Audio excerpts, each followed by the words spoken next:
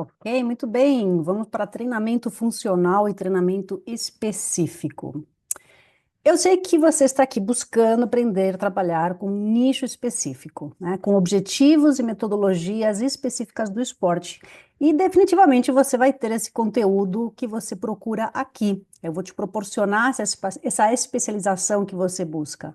Mas é preciso entender que o termo treinamento específico, ele foi utilizado em excesso, em exagero, para determinar o treinamento esportivo. Então, o indivíduo que treina funcional, que faz um treino mais generalista, a gente considera que ele não faz esporte. E o atleta que pratica um esporte, ele deveria, portanto, fazer um treino sempre específico. Mas aí que vem a loucura, porque mídia social, YouTube, Instagram, etc., eles acabam promovendo exercícios e promovendo métodos de treinamento que são assim um pouco fantásticos, diríamos. Então, acaba ficando com essa impressão de que o treino específico ele tem que ser meio circense até, né? E aí que cai um pouco essa brincadeira, né, de tira sarro do que é o específico, o exagerado, e a gente vai dar um passinho para trás e entender um pouquinho melhor em que momento que a gente usa cada um, né? Então vamos lá. Treinamento funcional, o objetivo dele é preparar o corpo para as demandas do dia a dia. Isso tanto para uma pessoa normal que não pratica esporte, ou como um praticante de golfe ou um atleta de golfe. Então, ele possui função nos movimentos do dia a dia: agachar, levantar peso, carregar peso, empurrar, puxar. Por quê? Porque a gente quer estar preparado para conseguir realizar essas tarefas sem se machucar. É muito comum que pessoas, às vezes, travem as costas, por exemplo, levantando uma criança do chão ou tentando pegar um objeto na parte de trás do carro. E por que que isso acontece? Porque a pessoa não está treinada naquele padrão de movimento. Ela não é forte ou resiliente o suficiente para realizar aquele movimento num momento assim de distração, né? Ou quando você não está completamente centrado no que está fazendo e acaba se machucando, né? Então, assim, o treinamento funcional ele usa predominantemente pesos livres. Então, peso do corpo, kettlebell, pezinhos, elásticos, TRX, bancos. Por que isso? Porque quando a gente treina livre, com exercícios de aparelhos livres, como é o pezinho, como é o kettlebell, a gente acaba explorando os planos de movimento de uma maneira mais criativa. Então, o nosso movimento do dia a dia, ele é tridimensional. A gente não se move só no plano frontal, no plano sagital. Mas as máquinas de musculação, a maioria delas operam em um único plano, né? Pensar numa máquina de supino, você empurra sempre na mesma direção, ou numa remada. Mas o nosso corpo ele precisa ter essa capacidade de se mover com qualidade tridimensionalmente. Então, o treinamento funcional vai buscar isso. É um movimento muito mais livre, explorando esses planos de movimento do corpo, das articulações, para que a gente consiga ter função nos movimentos do dia a dia, ter qualidade e evitar se machucar, tá? Então, esse tipo de treinamento, ele promove uma integração muscular e uma sinergia multiarticular. Por que isso? Porque a gente acaba trabalhando movimentos com várias articulações ao mesmo tempo, como eu disse, em vários planos. Então, a integração do corpo é muito maior. Qual que é a transferência disso para o esporte? Você melhorando a sua base física, melhorando a sua mobilidade, estabilidade, equilíbrio, força, você tem uma base para uma execução segura e eficiente do gesto esportivo, sem imitá-lo exatamente. Então, você vai ter ganhos, com certeza, dentro do seu esporte, sem precisar ficar imitando aquele movimento que é específico da sua atividade. Já o treinamento específico, o objetivo é preparar o corpo para as demandas do esporte. Então, a gente quer reforçar padrões motores e ângulos articulares. Ele trabalha dentro das capacidades do esporte em questão. Por exemplo, no golfe, a gente precisa ter velocidade rotacional, a gente precisa trabalhar força vertical, força de core. Então, o treinamento específico vai ser um pouquinho mais enfatizado nessas capacidades para que a gente consiga ter mais qualidade técnica, ficando forte ou ficando mais flexível naquele padrão específico. Esse tipo de treino busca melhorar a função do gesto esportivo. Agora, aqui um pequeno parêntese, tá? Quando a gente pensa que o treinamento específico vai corrigir um problema técnico, aí a gente comete um erro grave, tá? E isso é muito comum. Tanto os jogadores de golfe como os professores de golfe muitas vezes têm essa noção equivocada de que o treinamento físico vai consertar o swing deles, vai melhorar a técnica deles. Mas é muito importante lembrar que para um problema técnico, a gente precisa achar uma solução técnica. São drills, são exercícios onde você realmente está batendo na bola, ou você está dentro do ambiente que você realiza aquele movimento, ou seja, o drive range ou o campo de golfe. Agora, um problema físico se resolve com treinamento físico. Se na avaliação física a gente chega à conclusão de que a falta de força de core está sendo um empecilho para ele realizar a técnica corretamente e a gente melhora essa força de core, vai ter transferência? Vai. Ele vai se sentir mais seguro para realizar o seu movimento técnico. Mas isso não quer dizer que a técnica dele vai melhorar só porque ele melhorou a força de core.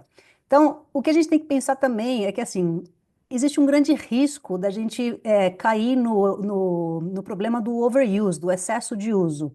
Porque se o treinamento específico ele vai sempre imitar o swing, ele vai imitar esse padrão motor, então em vez de a gente treinar a bilateralidade, que é muito importante para evitar compensações, o treinador fica focado só em fazer aquele movimento unilateral do swing. E isso vai causar mais sobrecarga no corpo.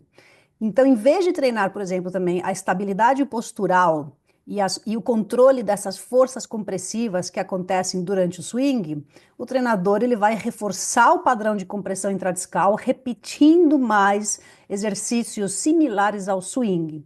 Então, veja bem, em vez de fazer um bem, a gente acaba fazendo um mal, tá bom? Então, a gente tem que medir muito bem em que momento a gente coloca o treinamento específico e para quem, tá bom? Isso é muito importante, porque nem todo mundo vai se beneficiar o tempo todo do treinamento específico. Qual que é o risco? É esse excesso de repetição, né? Então, assim, o golfe ele já é caracterizado por ter um excesso de treinamento. é, os jogadores de alto rendimento em geral batem muitas bolas, jogam muitas horas, torneios são longos, 4 dias, mais um dia de treino. Então, ele já repete aquele padrão motor em excesso. Aí você pega esse jogador que ele já está com um desgaste articular, um desgaste muscular por causa da característica unilateral e repetitiva do swing, e você vai dar para ele mais repetição dentro da academia, isso o que vai acontecer? Vai levar ele à fadiga neuromuscular, vai ter uma sobrecarga articular e você vai estar acabando, vai provocar lesões por overuse, né? Então, a gente que tem que fazer o papel de deixar esse atleta mais resiliente, mais resistente à lesão, a gente vai acabar causando lesão, por quê? Porque em vez de dar para ele aquilo que lhe falta, né, que é a bilateralidade, a corrigir assimetrias, fortalecer para evitar que ele tenha desgaste, a gente vai dar mais desgaste por reforçar aquele padrão motor. Então, assim, por que eu disse que não é para todo mundo treinamento funcional? Óbvio que tem momentos que ele sim é muito importante. Mas, assim, jogadores iniciantes, eles vão se beneficiar muito de exercícios que são mais educativos, mais coordenativos. Então, de fato, treinar, por exemplo, a dissociação do quadril é muito legal para o jogador iniciante. Treinar o padrão de flexão lateral, que não é muito comumente treinado na academia, também é muito importante. Mas eles são exercícios que eles vão dar para o jogador uma sensação, né? Vai trabalhar de uma maneira educativa coordenativa, tá? O jogador alto rendimento, ele precisa de treinos recuperativos, ele precisa ter essa proteção para criar resiliência. Então, o treinamento do jogador alto rendimento, a gente não pode dar o tempo todo só algo que seja específico, assimilando o swing. Por quê? Porque a gente quer que ele se recupere e esteja protegido para o excesso que já é o esporte dele, tá? Então, muito cuidado quando essa repetição do padrão motor ocorre sem variação, limitando o desenvolvimento motor e gerando padrões compensatórios, ok? Crianças, muito cuidado. Juvenis, muito cuidado. Eles já reforçam demais o padrão motor, eles já têm ali uma especialização muitas vezes precoce. Se a gente ficar ainda mais reforçando esse padrão, essa criança que deveria estar trabalhando de uma maneira mais holística, a sua coordenação, a sua força, seu ritmo, ele acaba ficando muito limitado. Então a gente chama isso às vezes até de QI físico. Então o QI físico dele, capacidade dele de ter variabilidade de movimentos, de exploração de planos, é muito limitada. E isso acaba prejudicando o aprendizado dele. Como é que é o treinamento de prevenção de lesões, então? Que é uma área que a gente tem que focar bastante. Então, a gente precisa, em primeiro lugar, educar os alunos na importância do aquecimento e dos alertas do corpo, tá? Então, saber que quando você já está com dor, isso é um aviso do corpo. Então, uma dorzinha leve ali na lombar já vai mudar o padrão de movimento do jogador, a velocidade dele já vai estar afetada, então ele não vai jogar com a mesma qualidade. Se ele tomar um remédio, então, para silenciar essa dor, piorou. E isso é muito comum, tá? Jogadores que sabem que eles têm dor durante ou após o jogo, ele já entra no campo medicado, automedicado, na maioria das vezes. O que isso provoca? Então, ele vai desligar essa conexão da dor no cérebro dele, né? Mas isso não significa que o problema sumiu, só que ele silenciou a dor. O problema continua e provavelmente vai piorar. Por quê? Porque quando a gente toma um remédio, um analgésico, um relaxante muscular, a gente desativa muitos músculos que trabalham para estabilizar aquela região, aquela musculatura, aquela articulação que precisa de freios. Então a gente desliga através do remédio para não sentir dor. Então você está muito mais vulnerável a passar do ponto e se machucar mais ainda, tá? Esse treinamento de prevenção de lesões, ele está muito focado no controle da postura e na resistência à fadiga, tá? Então, o que acontece? A postura do swing é uma postura inclinada, o tronco está inclinado.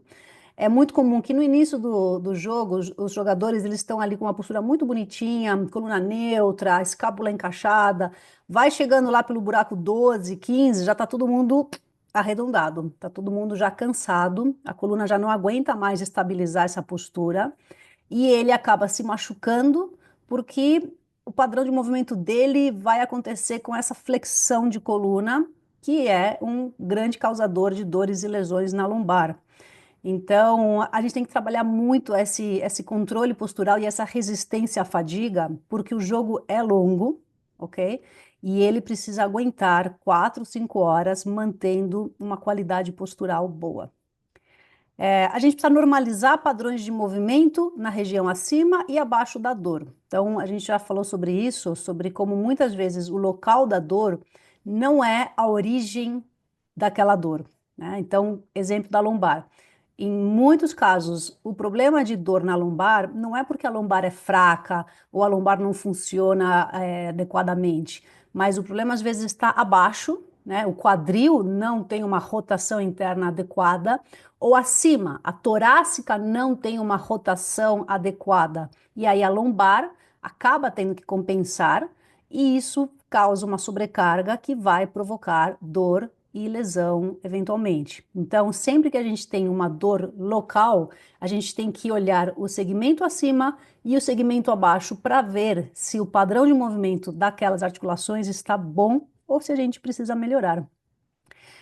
Outro ponto é otimizar a mecânica do swing, tá? Isso é um trabalho feito junto com o coach. Então, a gente sabe que, dependendo da técnica utilizada, o jogador ele vai acabar se machucando. Então, a gente tem que saber se o corpo dele está apto a realizar aquela técnica que ele está fazendo, ou se a técnica precisa ser mudada, porque muitas vezes, se você tem um swing que é potente, tem distância, ok, muito legal, mas se aquele swing está machucando o jogador, não importa o quanto ele treine, o quanto ele esteja forte, o quanto ele tenha mobilidade, não é uma boa técnica para ele. Então precisa ser reavaliada. Mudanças técnicas são muito complicadas, levam tempo para ser assimiladas e são sofridas tanto para o jogador como para o coach, são frustrantes, mas em muitos casos é importante avaliar se é necessário fazer essa mudança técnica para realmente otimizar a mecânica do swing e que o jogador tenha mais longevidade com aquele swing. A gente tem que treinar a simetria entre força e mobilidade. Então, a gente sabe que articulações que têm muita mobilidade, mas não têm força para resistir àquela mobilidade, acabam se machucando por excesso de movimento. Isso é muito comum em juvenis e mulheres. Pessoas que têm hipermobilidade, né, aquela articulação, né, que o cotovelo parece que vai virar do avesso, tem uns testes também que dá para realizar com o dedão, com o joelho. Então, se o jogador tem essa hiperextensão de joelhos, hiperextensão de cotovelos, é muito importante estar atento para ver se ele não vai fazer um overswing, se ele não vai passar do ponto daquela articulação e acabar se machucando por excesso de mobilidade. Então, é muito importante avaliar e entender que muita mobilidade nem sempre é bom. É legal ter mobilidade, mas tem que ter força para segurar esse excesso de movimento.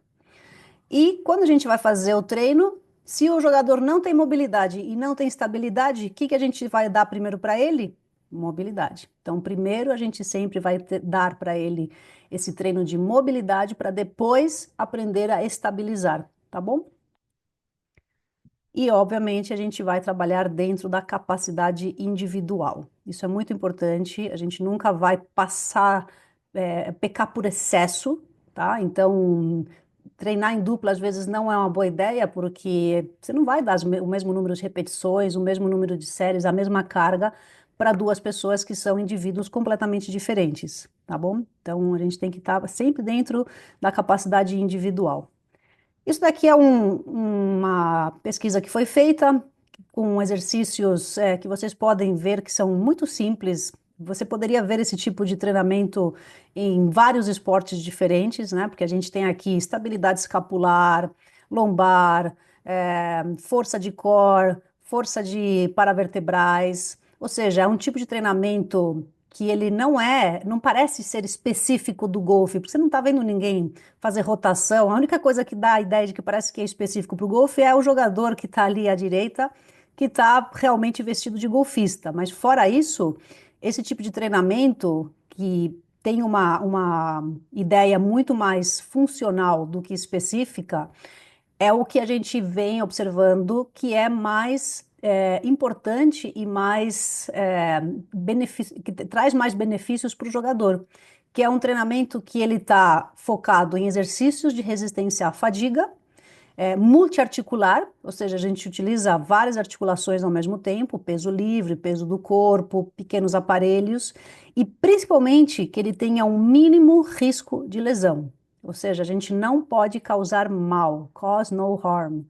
Então, a gente não quer que o nosso treino seja lesivo. Ao contrário, a gente quer preparar o aluno para que ele tenha mais resistência à lesão.